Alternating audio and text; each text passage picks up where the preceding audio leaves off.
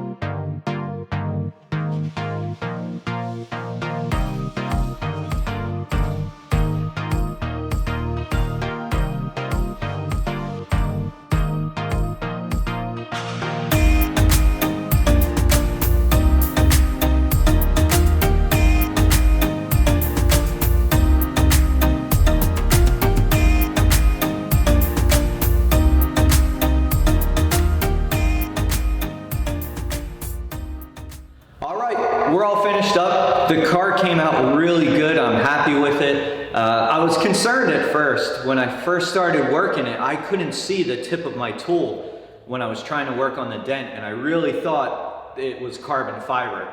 But I pulled the liner down inside and I realized that there was like two pieces kind of sandwiched together. So once I realized that, I was able to sneak in between with some whale tails and knife blades and able to work the dent that way. So I'm happy that it came out, but it did make me nervous. I didn't want to start pushing on it and just poke a hole right through the carbon fiber. But I'm glad it came out. There was still a little chip on the edge.